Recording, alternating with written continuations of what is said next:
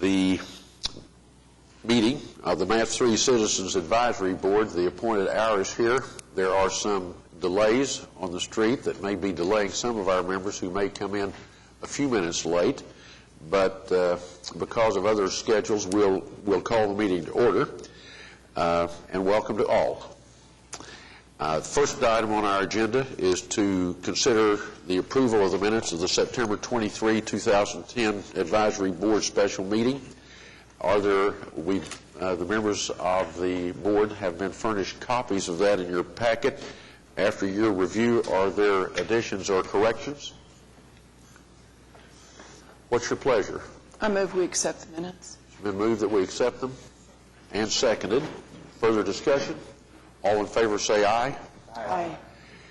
Opposed say no. It's adopted. The minutes are approved. The next item is a discussion action item regarding the City of Oklahoma City Consultant Selection Procedure. That procedure, which is provided for by ordinance of the City Council, has been included in your packet, but we're going to ask Eric if he would explain that for us. Eric? Thank you, Mr. Chairman.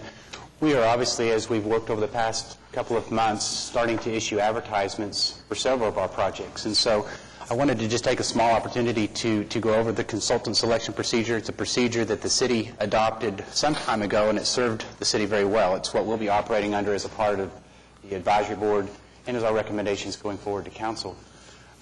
It is attached. It's a multi-page document, but as it relates to the advisory board, we do have a process where we go through, when we're ready to initiate a project, that we issue an advertisement.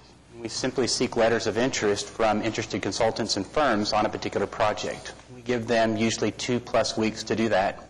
Once those are received, a selection committee is formed. We've had some discussion with this over the past month on how best to utilize the advisory board, its subcommittees, and our existing city staff to proceed. And so what we've decided, and this was the convention center that set the precedence for us, is that we're going to be assigning two subcommittee members to serve as voting members. We'll also have 2 advisory board members identified for observation. They'll be non-voting members, but they'll be included to go through the entire process. And then we have 3 city staff members, a representative of the city manager's office, representative of the Department of Public Works, and then we also have our office, the MAPS office, as the department initiating the work that will participate. The proposals that we receive will be sent to those individuals for review. You'll have about 2 weeks to do that. The first set of selections is actually already underway, and I think each of us is going to have an opportunity to act on several projects as we proceed in the future. You'll have instructions when you receive these, and it'll ask you to rank the firms in an order. And on a project like the Convention Center site selection, you're going to be asked to identify 3 to 5 firms for that selection. And so we'll be going through that process.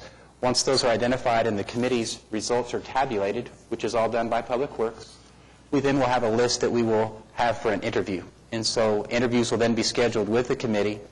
We at that point get that one-on-one interaction with those consultants. And we did hold the interviews for the program consultant last Friday. And so the process worked very well there. But proceeding with that, recommendations like the one that you have in your packet today will be made, authorizing negotiation of a contract. That's something that will be a staff function, and we'll proceed with contract negotiations. And then the final contract will be brought back to this advisory board for recommendation to City Council for approval. So I know it's somewhat of a lengthy process, and we do have the details included here. I want to make sure that I provide that to you as we proceed, because we'll use this on each of the MAPS 3 projects, at least those that are requiring consultants, architects, engineers, and planners. You will be asked as chairpersons of your individual subcommittees as recommendations for who you think should serve on your subcommittee on those selection processes for your projects. And then, of course, we'll be closely coordinating with Chairman McDaniel on his appointments for the advisory board. So with that, again, I would be happy to answer questions. We started using this, and I think it's going to serve MAPS 3 well. Are there questions? The material that Eric refers to is included in your packet, and I think was part of a process adopted as long ago as 1986, and it's worked well for the city. In that packet and in that information on page 6, and I'm calling your attention to subparagraph F, is the specific recommendation or the specific rule about the appointment of citizens to these committees, and that was the basis for which we made the decision in the convention center selection process that Eric has described, and basically what we plan to use going forward. Are there any questions about that or any comments? If not, then we'll move to item 4 on the in your packet and on your agenda. I want to call your attention to the fact that we have the city staff has furnished to each of us a replacement memorandum, basically updating and correcting what was included in the packet, and you have that for your consideration now. And it has to do with a resolution that is going to be recommended. Eric, you want to explain that to us? I would be happy to, Mr. Chairman. The handout that you have, there were some typographical errors on the one that was included in your packet. So the results of the subcommittee report have not changed. But please take the revised memo and replace the one in your packet. We are asking for your consideration today to authorize or at least recommend a resolution to City Council to authorize city staff to negotiate a contract with ADG, Program Consulting Services, for the MAPS 3 program. And this was a response to the consultant that we've described over the past several weeks, a consultant that's going to assist city staff and, of course, this advisory board in the planning, implementation, coordination, and management of the overall MAPS 3 program. Some of the services that we're looking for are those that include plan reviews, detailed plan reviews, cost reviews, potentially other services that might have to do with community outreach and public relations, and other services that we will investigate with them. I would also invite those, of course, as we held the interviews. Ms. Morales and Mr. Boatwright were a part of that interview process, and of course would invite comments from them if they have any as well. But you do have in your packet a review report that recommends ADG, and we are recommending approval of the resolution. Do either of you have comments? The process was very well put together and worked very well, and I make a motion that we approve the measure. Any comments, Dee?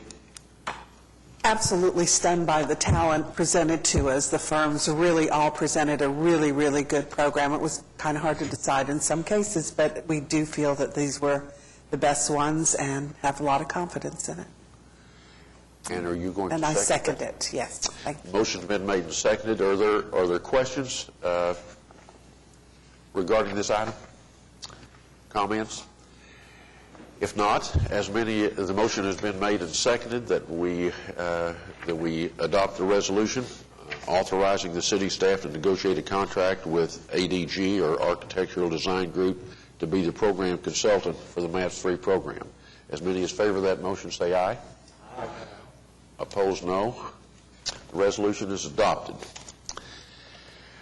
Well, item 5, we welcome some friends of the city and our community to our meeting today. We welcome Clay Kemper and John Wood from Devon Energy to tell us about the Devon Tower. Clay and John, the floor is yours. Welcome to the meeting. How are you, Clay? Good, sir. Thanks, Mr. Chairman and members of the board, for asking us to come and present this short discussion about our project. It independently has great ties to your project. The far-sighted city council, mayor, city manager, and the people that were involved who worked on the process of MAPS 3 originally worked on it independently of our project. We worked on our site independently, and we both arrived at the same conclusion that it was a great site. We then later learned that our site would be actually the anchor, if you will, on the north side of Coeur d'Alene. And again, to me, that expresses the fact that those who were involved in the Coeur d'Alene process really did their homework, and we felt like we did our homework on our site completely independently, because we had no idea that Coeur d'Alene was going to take place. We started our site selection process in 2002. Thank goodness we didn't try and build at that time, because if we had, we would have built a building far too small, and that would have been a big problem. As a result of the acquisitions we made from 2002 to 2007, we have built a tower that is 1.8 million square feet, and we started out with the idea that we'd be complete in July of 2013. We are about 6 months ahead of schedule right now, and we're going to challenge Mr. Wood, who is with Hines, to achieve even a greater schedule than that for us, or a shorter schedule. The site, I think you all know, we have it on the board now, the red area, which is at the top of Myriad Gardens, on the southwest periphery of the existing downtown development, and then obviously the Corridor Shore site to the south of that. We ask your permission to put this slide in place because I think it really shows, again, independently, we both had arrived at the conclusion that that axis that you see in yellow was the development direction for the city. We hired a firm, RGDC, out of Washington, D.C. for that site selection process back in 2003, who are specifically experts in determining which way a city will grow and develop. And of the 5 sites we had, this was the one that was absolutely the top pick. And this site obviously reflects the vision that you all will ultimately achieve, and I know you will, and I know it will be absolutely wonderful. We're grateful to be a part of it, and we have built gas plants around the world. In Azerbaijan, we've done a lot of construction in Africa, just finished a project in Rio, and so we felt qualified to do this. But in order to create a great project, you must have a great project manager. That is the key. And we interviewed Brookfield, we interviewed Tishman Speyer, we interviewed Hines. Hines was by far and away the best choice. And John Wood is the executive director on our project for Hines, and I'd like to ask him to please step up and share some of the details that he's infinitely familiar with. John? Excuse me. Thank you very much for the opportunity to overview the Devon project. It has truly been a privilege being involved in this. I'd like to take just a minute to also commend you all on your efforts. Since working in Oklahoma City, I've been coming regularly here, spending the better part of each week here for about 3 years now. And the combination of the business community and the civic leadership and that favorable climate for getting things done in Oklahoma City has been very unique in my development experience. I've had the opportunity to develop pretty major projects throughout the Midwest and Southeast, and it has truly been a privilege coming here and working in Oklahoma City. With respect to the Devon Energy Center, what you see in front of you is the site plan of what we ultimately arrived at to organize the project. You'll see 4 major components there, actually 5 major components. First, the office tower.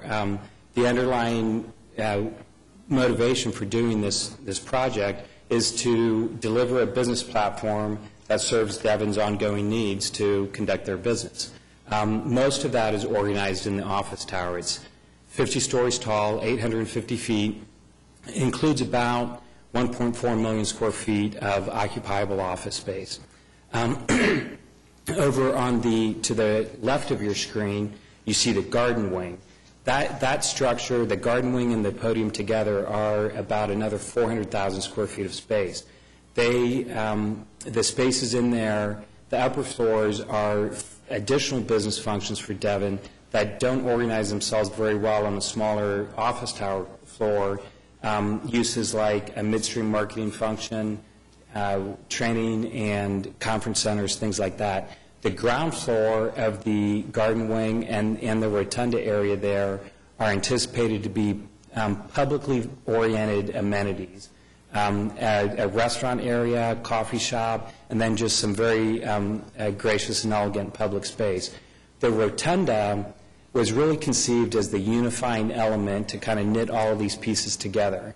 And I should also at this point mention the large green space you see there is a 2-acre park. It was very intentionally created to communicate with and kind of extend the Myriad Garden Park experience across the street and connect these two very important elements within the city urban fabric.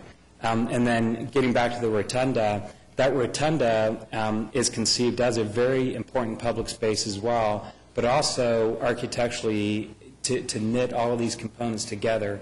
And as you arrive at the site, whether you come off of Sheridan and come in the main front door, if you come in off of Harvey from the north, whether you come from the east or the west, the idea is to draw you into that rotunda, and then you can kind of spin out to wherever you need to go, whether it's into the office tower, you just want to have a nice lunch in the restaurant, or maybe participate in some fashion with activities that are going on in the park.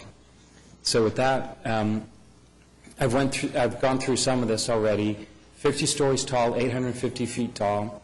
The tower, we evaluated both concrete structures and steel structures. Ultimately, we arrived at a reinforced concrete structure as the most efficient and cost-effective for this tower. An interesting fact with this, in a reinforced steel structure or a reinforced concrete structure, there's about as much steel as in just an all-steel structure. The difference is it's in the form of rebar instead of engineered steel beams. There's about 19,000 tons of reinforcing steel in that concrete structure. The tower weighs about 140 million pounds, the entire project about 200 million pounds. The orientation of the tower, this is something that, in conjunction with the design architect and acting on direction from Devin, we struggled with a lot, how to orient the tower, what form it wanted to take. We looked at kind of traditional rectilinear tower footprints, cylindrical tower footprints, square tower footprints. Ultimately, we arrived at this for a number of reasons. One of the primary criteria that Larry Nichols and the senior Devon leadership provided from the beginning was we don't want to be seen as turning our back on any area of the city. We're kind of in the middle here, and development, we're on the edge of the existing CBD. Development is conceived to continue further to the west, obviously further to the south with Quarter Shore. So we wanted a structure that didn't have an identifiable front and back. In addition to that, the notches that you see and those blue dashed lines, those notches open up all of the interior hallways. So if you're in an interior hallway, the end of that hallway terminates in a full-height glass wall. So the amount of interior daylight and the connection to the outside and the views is very, very strong no matter where you are on this floor plate.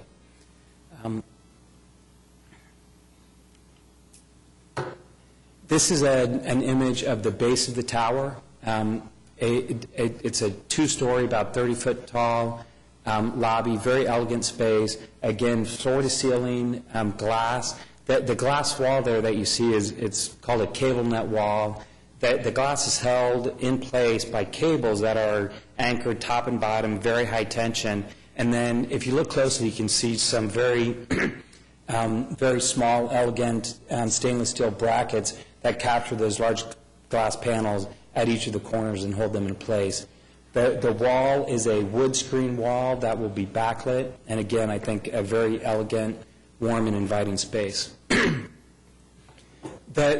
Kind of a fun story with the top of the tower. Whenever you're working with really tall structures, the architects always kind of struggle with how to terminate that structure and how it meets the sky, and they usually wax eloquently, poetically about how it embraces and reaches up to the sky. When John Picard kind of came up with his design solution for this, he was very excited, came into a design meeting with Clay and Mr. Nichols and some other folks from Devon, and described how he had arrived at this idea for a chevron at the top of the tower. With a completely straight face, Mr. Nichols looked at him and he said, "John, I like the idea, but whatever it is not a chevron." So we've come to call it the diamond. This is an up-close image of the curtain wall.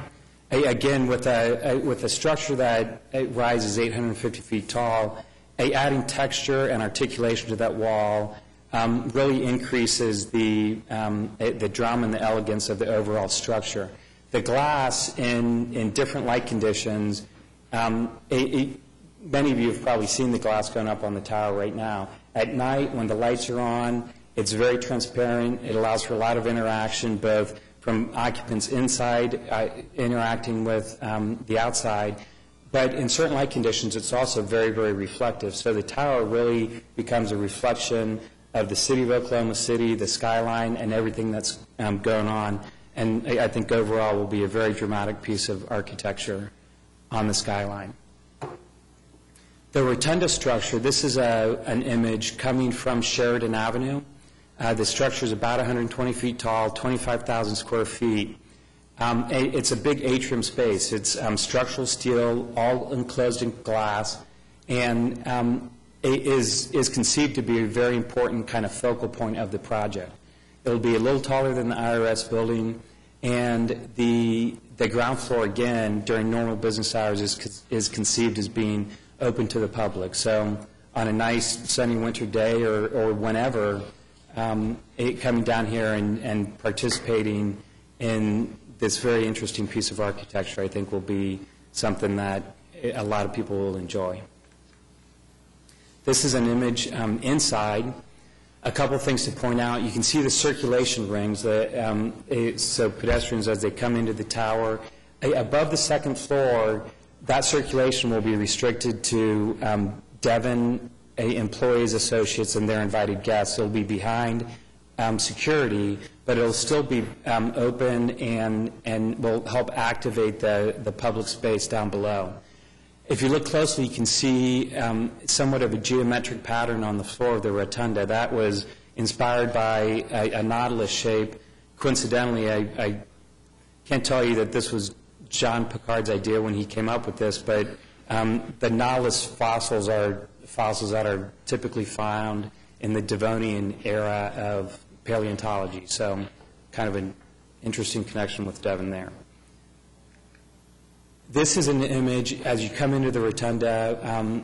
The top of the rotunda is also structural glass and oculus, and when you look up, this is the view that you'll see. Again, very dramatic space. The garden wing structure, about 450,000 square feet in its own right. To put that in perspective, if you took the Kerr McGee building and laid it on its side, it's roughly the same size as this. And again, the ground floor will be open to the public and will include some restaurant space down on the bottom. This is an image of the restaurant area as it's conceived right now. A number of different offerings, everything from a kind of grill-type offerings, fresh salad bars, made-to-order sandwiches, and then some rotating entrees that will include everything from sushi to various ethnic cuisine. The park, one thing I failed to mention, but a very important component that kind of anchors the southwest corner of the site, we're also building a 300-seat auditorium to primarily house larger meetings for Devon and their associates, but also potentially as a public venue as well. That sits on the west side of the 2-acre park. The park is organized around a main central park green and then very heavily landscaped around the edges. Over 150 trees that will be added to this site in this park. This is an image of the park from Sheridan, looking back towards the west at dusk. You can see the garden wing structure in the background, the auditorium, and if you can envision kind of back over my right shoulder, the tower, it creates a really interesting and very, I think, well-organized composition. And then this is an image from inside the auditorium. We cantilevered that glass to open up to the park, the tower in the background again, and create some very interesting space there. The parking structure, parking was a very important consideration right from the outset. The parking structure is already complete and back in operation. We worked with the contractor to develop a very aggressive development schedule there. We took the existing 5-story garage, expanded it by an additional 5 stories vertically, and then added another bay horizontally as well. The overall structure is more than 1 million square feet and includes roughly 2,800 parking spaces altogether. On the Hudson side, the west side, we intentionally incorporated, if any of you all have driven down Hudson, we incorporated glass vitrines to do 2 things. In the near term, they can be used as temporary displays items for Devon marketing, perhaps working with community art programs, things like that, to just add some level of interest for the pedestrian experience. And then if you envision 5 years, 10 years, 15 years down the road, as development continues, west along Main Street, Hudson, et cetera, these are conceived as being able to be opened up and become retail space on Hudson there. And then the Devon Wellness Center, about 20,000 square feet of space, will occupy the 2nd and 3rd floors of the parking garage facing west, and again, add an element of interest to the pedestrian street experience there. And that concludes the presentation. Happy to answer any questions. Questions?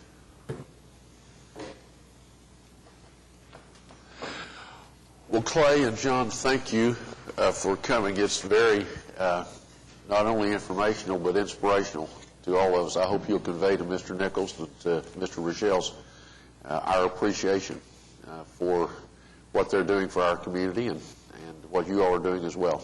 We really appreciate it, and thank you for coming. All right, we're ready for item 6 on our agenda, the discussion regarding the MAPS 3 program, and Eric's going to provide the report for us.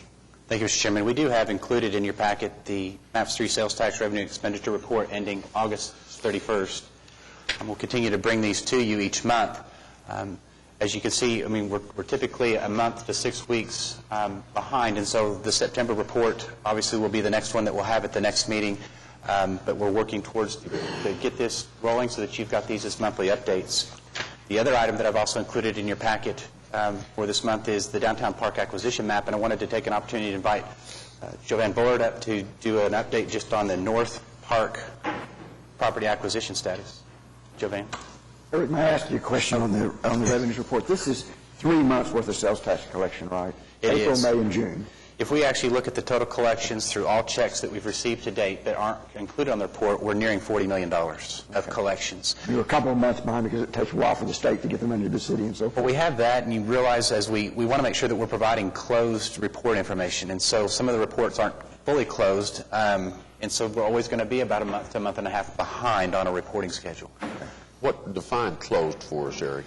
So each month when we actually receive our information, typically from the Tax Commission, there are sometimes corrections that occur weeks later. They'll find that there was a late distribution, or they'll find that there was an error maybe in the distribution, and so what we want to make sure is that we're making those corrections before we make the final report to you. In addition, obviously through the end of the month, as we're looking at the expenditure side, as we finish closing those out and the check writing processes and those things, that also takes some time too. So it doesn't actually happen on a particular end of the day, everything is done. It takes several weeks after that to close. The August report is the money the city received in August, but it related to June collections. Is that the way it works? Typically July. July. The July monies would be included in this. So this is 4 months worth of collections? I believe that would be correct, yes. We are averaging about $8 million a month on just an average at this point. Okay. It's not exactly 8, but I'm just giving you round numbers. There's about $8 million in collections each month. This month was just a little over $8 million, and we'll show that on a future report.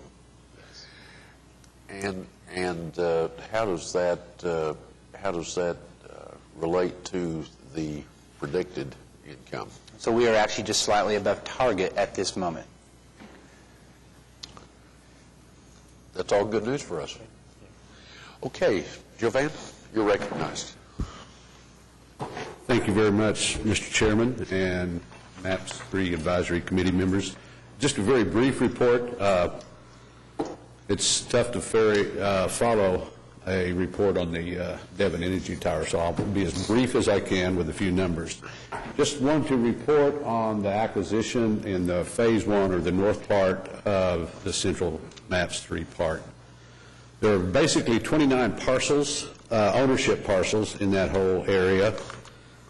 Happy to report that each one of those 29, except one, have returned their certified mail return cards to us, so they have been notified. 7 of them have okayed the acquisition, the site access form that we need before we can enter on their property to do the things that we need to do. There have been 9 of the parcels that all the title work have been completed on. The survey work on 6 of them have been completed, and those are primarily the ones in the very south, with parcels V 21, 23, 24, 28, and 29, and that's where the support structures for the north side of the Skydance Bridge will be. Those are the 5 sites that we're working on very hard, because we need to keep making progress on those so we can deliver those to the city, and then the city is coordinating with ODOT for the construction of the Skydance Bridge. And then we have 18 of the inspections for the appraisers completed. And again, all 5 of the ones on the very south edge are the ones that we're most critically interested in. But that's where we are to date.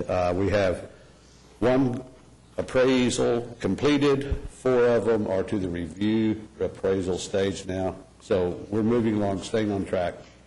Number 1, to deliver the 5 parcels for the foundation of the Skydance Bridge, and then to deliver all of the parcels by the end of June of 2011 for purchase by the city. Be happy to answer any questions you might have. We've included the updated map in your packet, and there's not actually any changes since last month, except for the addition of the date, which was requested by the advisory board so that we could keep a status of each of the map areas. But the 3 blue parcels, there are no additional parcels that are in the dark blue status, and hopefully in the coming months we'll be able to update status as commitments are made and we move forward. Questions for Jovan? Comments? Thank you very much. Appreciate you coming. If I may just give you a brief status that was on some of the other projects. We've actually done quite a bit in this last month. So that's the status of the park and some of the property acquisitions on the north part.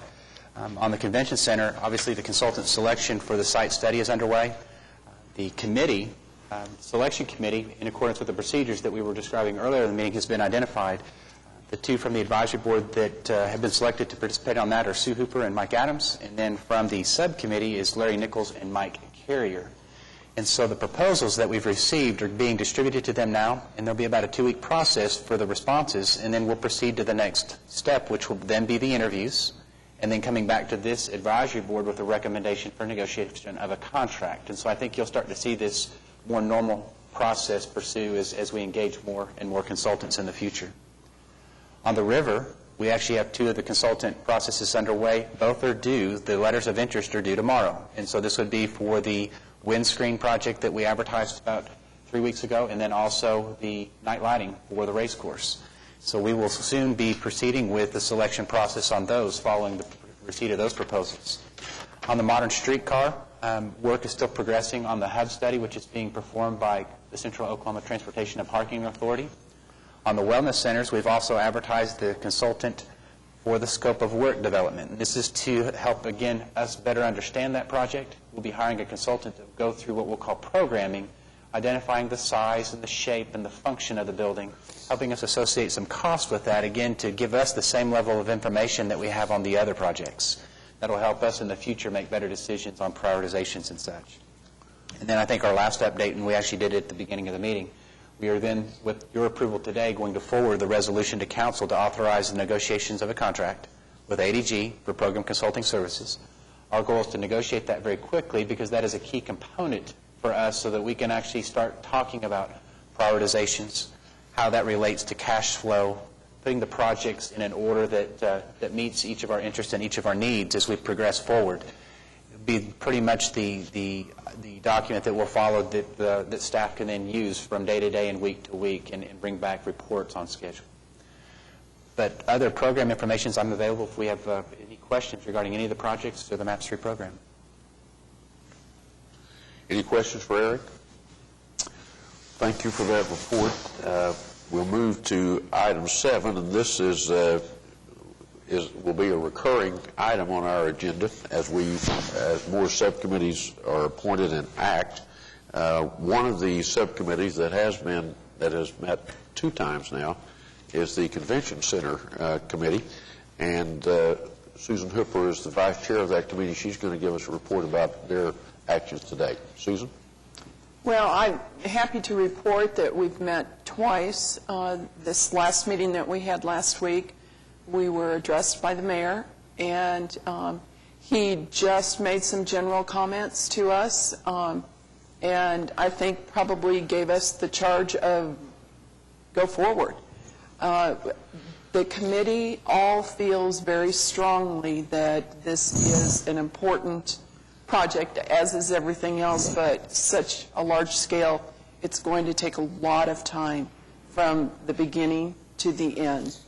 And in fact, we talked a little bit about the actual point that every month and year that we're not open with the new convention center, we're causing loss in revenue for our city. So this is an important project and one that we're very lucky to be a part of.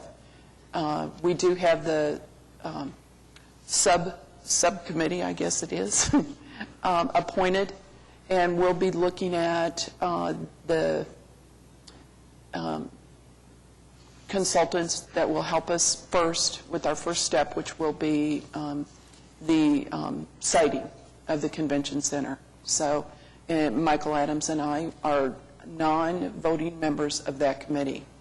And I'm really pleased to report that that process is like that. We've got a lot of people from the community that are giving a lot of time for these committees, and I think it's important that we have those as part of that committee with the city staff that are voting members, and obviously we'll be reviewing those packets also and have opportunity for conversations with those voting members.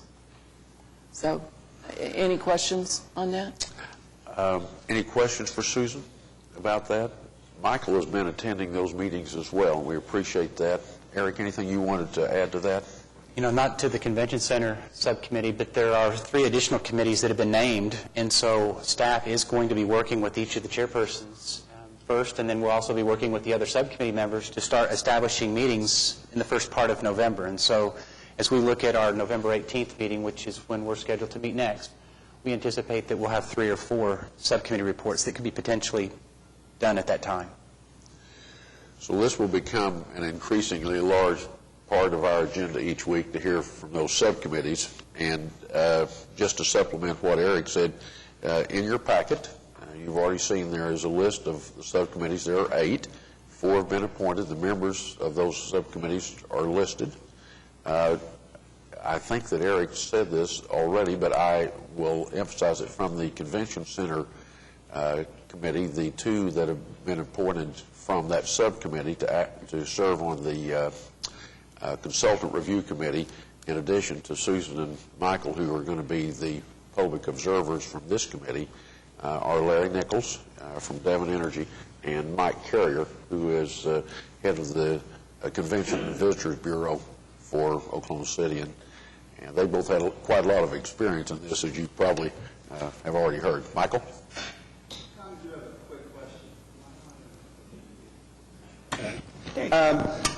question. Does the committee have a sense of when the recommendation for the site will be made, how long that will take? I'm going to defer that very difficult question to Eric Weiner. So the general thought process that we're going through now is that it's going to take a couple of weeks for us to get through this early process of what we'll call shortlisting, identifying the firms that we want to do interviews with. It could take an additional 2 to 4 weeks to get the interview scheduled. And one of the challenges that we have is we have 2 holidays between now and the end of the year, major holidays. And we've got obviously Thanksgiving and we've got the Christmas holiday. And those are always a challenge on scheduling vacations and things. But our goal is to have a contract by the end of the year so that we can begin work immediately. It really will be up to the consultant to tell us how fast they can go, but we're anticipating something on the magnitude of 90 to 120 days before we can get that first recommendation back. So it's going to be most likely springtime before we get those first results. I think to emphasize what Susan said, the mayor asked us to move forward with some dispatch, but with following the processes of the city and understanding that this is a public project that require those processes and transparency, but move ahead, I think was the message we got. I had a question. Susan, you mentioned that there's a good attendance from the public. Can you expand on that? Were there questions that were a common theme, or was there, how many people were there from the public? No, actually, that's not what I meant. I am not sure what your question was, so if you don't mind repeating it. Oh, I thought you had just mentioned that there were some other folks in attendance, kind of like we have here today from the public, but I guess I misunderstood. But I was just trying to get a sense for what the kind of the energy is from people, from the public to start seeing what we're doing. We did not have comments from the public. My reference was really to the committee members as representing the public and the city's interest. The two meetings that we've had some public representation. I mean, we've had media there, and there have been some other interested parties, but it hasn't been an enormous group. But obviously, a lot of participation by the subcommittee itself and city staff involvement as well. I guess a good way to explain it is a lot of energy from the committee members and commitment to help with time and energy on the project. And I think one of the other messages, and I think we've discussed this too from the mayor, was the project or the site selection of the convention center is so important to some of the other MAPS 3 projects. When we start talking about modern streetcar and rail alignments, when we start talking about park development and some things. And so that's, again, one of the main reasons that we've moved forward somewhat on some of the projects, so that we could get a lot of those decisions and answers revealed so that we could coordinate the projects and make sure that we're moving along the right path. All right. Any questions about any of those informational items? The committees are listed. Thanks to each of you who have been asked to chair or co-chair those committees. Thank you for accepting those assignments. We appreciate it. Those are going to all be really big jobs, and we appreciate that. Any questions about any of that? All right. I think you got to go. Yes, sir. Councilman McAtee. Let me make a comment, and if I'm out of order, Eric, please tell me. I serve on the Trails Advisory Committee. The Trails Master Plan was what was used to incorporate into the MAPS 3 those trail components which we felt would be most important to be a part of MAPS 3. I have a desire, personally, from the Trails Advisory Committee standpoint, to see that the subcommittee on trails and subways gets subways. Let me go back to the beginning. I'm still at the downtown arena yelling for the Thunder, as Mike was last night. My mind is a little bit skewed. The Trails and Sidewalk subcommittee get appointed so that particular area can move forward. And so I've been lobbying to the mayor to get that done. Do I have the blessing of this committee to move forward and say this committee would like the Trails and Sidewalks subcommittee appointed and that project moving like Mike is moving with the Wellness Center? If I may speak, yes. My point was going to be exactly to that same address, Councilman McAtee, in that I think it is time to enact that committee, in that we have a plan for parks, for trails and sidewalks, that we could easily begin work with that committee, and I think it's something that the overall community can see benefit come very quickly from, regarding all the other projects being on a longer time frame. So I would like to propose a motion that we do ask the mayor to get the Trails and Sidewalks Committee in order. Is there a second? Motion's been made and second. Is there discussion? I want to just mention this. It is, the mayor has said to us that in his discussion at the convention center that they're moving with some dispatch. They're interviewing everybody that serves on these committees. So this is not just something that can all be done in one day. And so he has a plan. I think that plan is to announce a committee about each week. And so I am absolutely certain that there is a plan in place for these subcommittees to be appointed. And as you know, we've had some people come to us from the river, and I think from the Senior Wellness Center. The council sent us a message that they wanted to see some action. So I think that as we move through these processes, everybody's feeling a little anxious for us to get moving. And so the motion's been made and seconded. Is there further discussion? Zane? I'd like to point out that in looking at the committees that have been appointed already, we are down to the last three, and the ones that haven't been appointed yet were the Trails and Sidewalks, the State Fairgrounds, and the Architectural Review. So in my mind, the Trails and Sidewalks will probably be coming forthwith. And we actually had the river that's not 100% either, and that's what is being worked on now. And so they are coming, but I will make sure that I take the recommendation of the advisory board forward and make sure that we make the response to the mayor and forward that information so that we can proceed. Mr. Couch, do you want to be heard on this issue about the appointment of the subcommittees as our chief executive?